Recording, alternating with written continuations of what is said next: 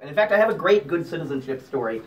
We had a grad student several years ago who, on a small system that we had at the time, in addition, we also had the big system. On the small system, this grad student was doing some debugging and had a bunch of debug output turned on, finished the debugging, got the code to where they needed it to be, submitted a bunch of production jobs, and left town.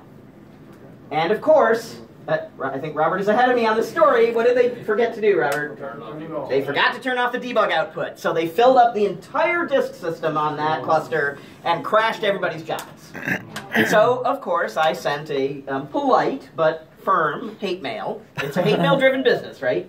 I sent them a polite but firm hate mail, copy to their advisor, about how this wasn't okay and they needed not to do it. And the grad student immediately wrote back from wherever it was they were gallivanting off to and was very apologetic, and they had already gone in and cleaned up the mess and they would never do it again, yada yada yada. And I was very satisfied with that answer, but their advisor was not satisfied with that answer. Their advisor understood that the only thing that he had to offer in exchange for this free machine was good citizenship. So the advisor wrote back and told the grad student that the grad student needed to apologize again, only with more groveling. That wasn't the wording, but that was the message. And the grad student did, and I was very gracious about the whole thing. But the point of all of that was that the advisor understood that the only thing they were contributing back was good citizenship.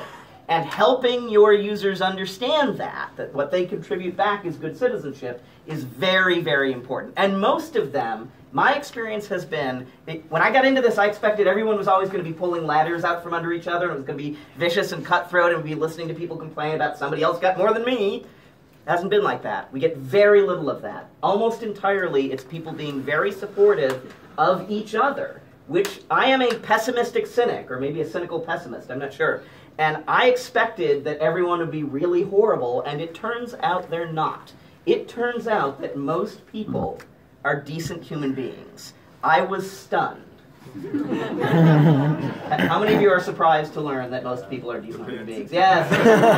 You learn a lot by whose hand goes up, right? Okay. Good. That was a great question. More. Have you ever had any... Oh, sorry. Go ahead. So we even broadly advertise that we will up somebody's priority because we have very little condo model. It's pretty much all fair share. Mm-hmm. And we've told people we will jack your priority up, and nobody abuses it. Wow. Right. Wow. It's astonishing. People are actually good. I mean, we tell them that if they seem like they're crying wolf, we'll pull the rug from out behind. Oh, yeah. One thing they need to know is it's really easy to tell when they're BSing. Yes. Yeah, I make them beg.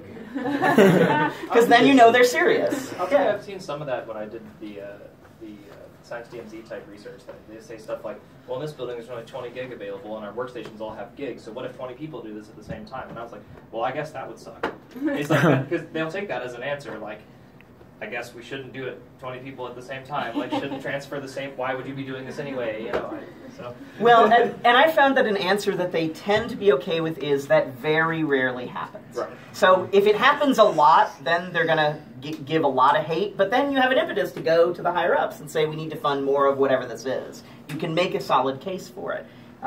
Having overconsumption of your resources is a positive, not a negative, because that's your ability to get the next generation system or the additional resources or whatever it is. And particularly, it's not you who should be telling the higher-ups, it's the researchers who should be telling the higher-ups. We don't have enough of this. Get us more. And they will. Most faculty didn't get where they are today by being shy about what they want. They are very vocal about what they want. And that is very much to our advantage. Have you ever had any tours present aha moments or benefits from giving the tour? Example. For me? Yeah, you have all the time. All the time. Absolutely. That's why yes. you come in. Do you have any amazing stories on that one? No, I will tell you my most annoying tour story. So we haven't done this in a while, but we used to do where we would pull up a tile from the pedestal floor to show them the underfloor. It's a very good way of illustrating that this is a big thing, and we do